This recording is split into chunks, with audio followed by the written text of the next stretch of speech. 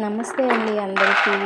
శ్రీ రాధాకృష్ణుల అనుగ్రహం మనందరిపైన ఉండాలని మనస్ఫూర్తిగా కోరుకుంటూ అందరూ బాగుండాలి, అందరిలో మనము ఉండాలి.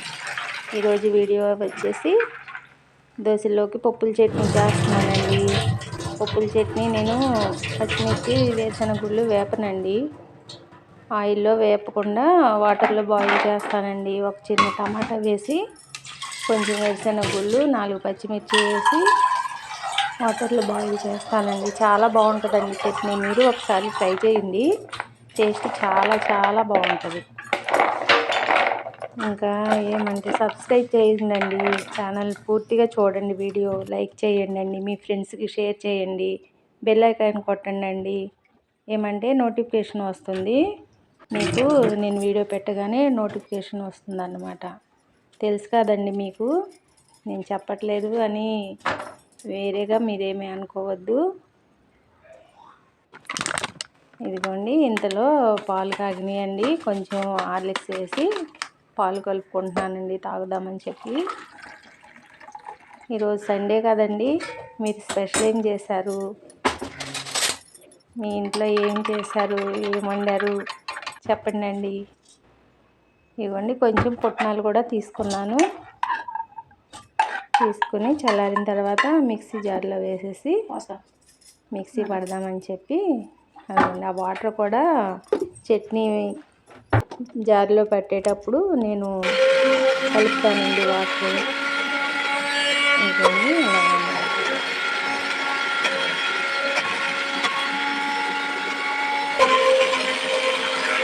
జార్లో కలిపాను, చూసారండి. నేను సౌండ్ తగ్గించలేదండి.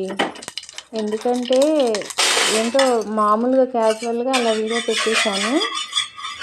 ఇంకా సౌండ్ తగ్గించలేదు, మర్చిపోయానండి. అప్పుడప్పుడు అలా జరుగుతూ ఉంటుంది కదండి. అది మిక్సీ పట్టేశాను. తాలింపుకి పక్కన రెడీ చేశాను కదండి. ఇంతలో పెనం పెట్టానండి దోశలు వేద్దామని చెప్పి. మీరు ఇంట్లో ఏం టిఫిన్ చేశారండి? నేనైతే దోశలు వేస్తున్నానండి. ఇదండి ఎప్పుడు పెనమోనండి, చాలా సంవత్సరాలు అయిందండి. కానీ దోశలు చాలా బాగా క్రిస్పీగా వస్తాయండి. ఇదిగోండి, ఇంతలో చట్నీ ప్రిపేర్ చేస్తానండి. చేసి మా పాపకు కూడా వేసిద్దామని చెప్పి నేను పాప వేసుకుంటున్నామండి. ఈయన లేరండి, పొద్దున్నే వెళ్ళిపోయారు. అందుకని చెప్పి ఇంకా మేమిద్దరమే కదా ఉన్నాము అని చెప్పి పాపకి అమ్మాయికి వేసిచ్చి నేను కూడా వేసుకుని తినేసామండి. ఇదిగోండి, చాలా బట్టలు ఉతకాల్సినవి బట్టలు ఉన్నవి చాలా ఉన్నాయండి. నేను కొంచెం పని ఉండి వాష్ చేయలేకపోయాను. ఈరోజు ఉతికేయాలండి మొత్తం.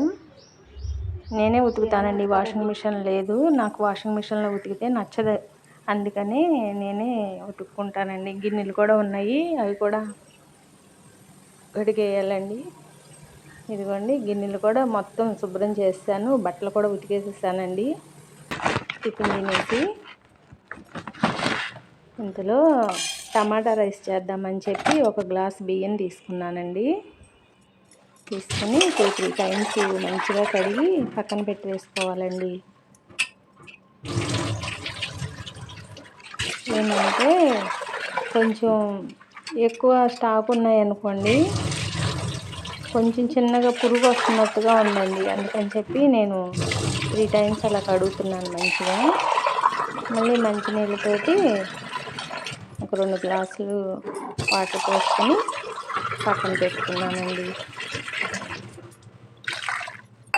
ఇంతలో అల్లమును వెల్లుల్లిపాయ ప్రిపేర్ చేద్దామని చెప్పి మసాలాకి మంచిగా వాటర్లో అది కడిగి పక్కన పెట్టానండి. అది కూడా వెల్లుల్లిపాయలు కూడా నేను వాష్ చేస్తానండి. ఇక్కడ మనం కొంటున్నప్పుడు షాపుల్లో ఎట్లా వస్తాయో తెలియదు కదండి, డస్ట్ అలా ఉంటుందని చెప్పి వాటర్లో వేసి నేను వాష్ చేస్తాను.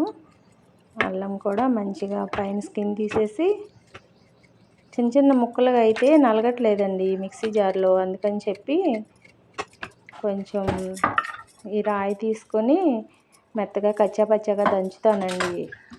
కూరగాయలు కోసే బల్ల మీదే అలాగా కచ్చాపచ్చాగా దంచి వేస్తానండి. అప్పుడు మంచిగా గ్రైండ్ అయిపోతుందండి చక్కగా. వెల్లుల్లిపాయలు, అల్లం కచ్చాపచ్చా దంచి వేసానండి. అవన్నీ మిక్సీ జార్ పడుతున్నాను. మెత్తగా నలిగిపోయిందండి. పక్కన పెట్టేసుకున్నాను. ఇంతలో టమాటా రైస్కి నేను ఎలా చేస్తాననేది నా స్టైల్లో చూపిస్తున్నానండి, మీకు తెలియక కాదు. 2 టమాటాలు తీసుకొని కట్ చేసుకొని వాటర్ పోసుకొని కొంచెం అంత పసుపు, కొంచెం ఉప్పు వేసుకొని బాయిల్ చేస్తానండి నేను. అది బాయిల్ అయిపోయిన తర్వాత పక్కన పెట్టేసుకుని ఇంతలో మసాలా దినుసులు రెడీ చేసుకుంటున్నానండి. కొంచెం 2 లవంగాయలు, 2 దాల్చిన చెక్క ముక్కలు, కొంచెం షాజీరా, ఒక యాలక్కాయ వేసానండి. పక్కన పెట్టుకున్నాను, రెడీ చేసుకున్నాను. ఒక ఉల్లిపాయ కూడా కట్ చేసి పెట్టుకుంటున్నాను. 2 పచ్చిమిర్చి. నేను ఎలా చేస్తాననేది చెప్తున్నానండి. అందరం రకరకాలుగా చేస్తూ ఉంటాం కదా, నా స్టైల్లో నేను ఇలా చేస్తానండి. బాయిల్ అయిపోయింది టమాటాలు. అయితే మెత్తగా ఇవి స్మాష్ చేసేసి దాని నుండి వాటర్ వస్తుంది కదండి, కొంచెం ఈ బియ్యం కడిగిన నీళ్ళు మనం లెక్కకు పెట్టుకున్నాం కదండి, అవే వంపేసి బియ్యంలో నీళ్ళు వంపి నేను అదంతా స్మాష్ చేసిన వాటరు పోసేస్తానండి. పోసేసి కొంచెం పిప్పది ఉంటే అలా పక్కన పెట్టేస్తాను. ఇంకొక టమాటా తీసుకున్నానండి. ఈ టమాటా కూడా పక్కన చిన్న చిన్న ముక్కలు కట్ చేసుకొని పక్కన పెట్టుకుని గిన్నెలో కొంచెం నెయ్యి వేసుకొని మసాలా దినుసులు కూడా వేసాను. ఇవి వేగిన తర్వాత కట్ చేసి పెట్టుకున్న ఆనియన్స్ ఉన్నాయి కదండి, అవి కూడా వేసిస్తాను. బ్రౌన్ కలర్ వచ్చే వరకు వేగాలండి. బాగా వేగితే టేస్ట్గా ఉంటుంది రైస్. పచ్చిగా ఉంటే కసగా ఉంటుందండి. తినేటప్పుడు ఉల్లిపాయ ముక్క పంటి కింద పడి కసలా ఆడుతుంది, మంచిగా అనిపించదు. అందుకని చెప్పి బాగా బ్రౌన్ కలర్లో వేసుకోవాలండి. అవి వేగిన తర్వాత కట్ చేసి పెట్టుకుని టమాటా ముక్కలు కూడా వేసిస్తానండి. కొంచెం అల్లం పేస్ట్ కూడా వేయాలండి, అది కూడా వేసాను. స్కిప్ అయిపోయిందండి. ఇంతలో వాటర్ కలిపి పెట్టుకున్నాను కదండి పక్కన, ఈ వాటర్ కూడా వేసుకోండి.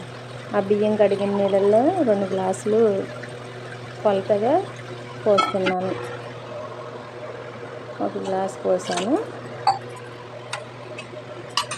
ఇలాగా సరిపోయింది. ఇంకొంచెం తగ్గినాయి అని చెప్తున్నాను అన్నమాట. పొయ్యి మీద పెట్టేసాను. ఇంకా దీంట్లో తాలింపులో వేసేసాను. ఇవి ఇందాక కొంచెం తగ్గినాయి కదండి, ఆ వారం కొంచెం గంటి కడిగి అట్లా వేసాను. ఇంట్లో మూత పెట్టేసుకుని విజిల్ పెట్టేసానండి. ఇది ఉడుకుతూ ఉండగా రైతా కోసం అని చెప్పి ఒక ఉల్లిపాయ చాలండి, కొంచెం అంత పెరిగే ఒక ఉల్లిపాయ చేసి కలిపేసి చిన్న చిన్న ముక్కలు కట్ చేసి కలిపేసి సాల్ట్ వేసి పక్కన పెట్టేశానండి. ఈయన లేరండి, ఈవినింగ్ వచ్చేటప్పుడు తీసుకొస్తానన్నారు. మేమైతే సండే తినమండి, మా అమ్మాయి ఉంది కదండి, తన కోసమైనా వండాలి. కానీ లేకపోవటం మేము ఇంకా ఇంట్లో ఉన్నదాంతో అడ్జస్ట్ అయిపోయామండి. ఈ పూటకి నిమ్మకాయ కూడా వేసానండి, మీకు చూపించలేదు, అది స్కిప్ అయిపోయింది. ఏమంటే నిమ్మకాయ చెక్క పిండి వేస్తే అన్నము ముద్ద అవ్వదండి, కొంచెం మెత్తగా ఉడికినా కూడా పొడి లాగా చాలా బాగుంటుంది. ఇదండి విజిల్స్ కూడా వచ్చేసాయి. 2 విజిల్సే రానిచ్చానండి, ఎక్కువ రానిచ్చినా బాగా మెత్తగా అయిపోతుందని 2 విజిల్స్ వస్తే చాలు. మళ్ళీ ఆ వేడికి బాగా మగ్గిపోతుంది రైస్ అంతా. అయిపోయిన తర్వాత నీట్గా చేస్తానండి పొయ్యి దగ్గర. వీడియో మీకు నచ్చిందా అండి? నచ్చితే షేర్ చేయండి, కామెంట్ చేయండి, లైక్ చేయండి, సబ్స్క్రైబ్ చేసుకోండి మర్చిపోకుండా. ఇంతలో ఆవిరిపోయేలోపు బట్టలు కూడా మడత పెడదామని చెప్పి నిన్న ఈవినింగ్ ఉతికిన బట్టలండి ఇవి. మడత పెట్టుకోకుండా బద్ధకం ఇచ్చేసి అలాగే పక్కన పడేసి ఉంచాను.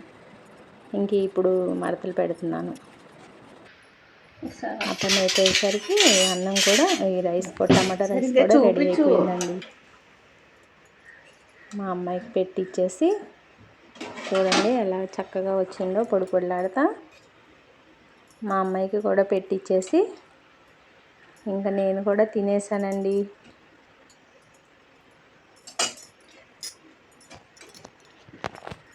అంతేనండి. వేడివేడిగా ఏ కూర లేకపోయినా తిన్నా కూడా చాలా టేస్ట్గా ఉందండి. చాలా అంటే చాలా బాగుందండి. ఒకసారి మీరు కూడా ట్రై చేయండి, మీకు నచ్చుతుందని అనుకుంటున్నాను. ఇంకా నేను కూడా పెట్టుకుని తినేద్దామని చెప్పి పెట్టేస్తున్నానండి. ఇంతేనండి ఈరోజు వీడియో.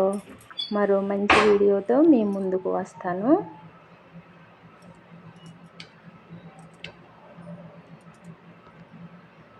ఉంటానండి.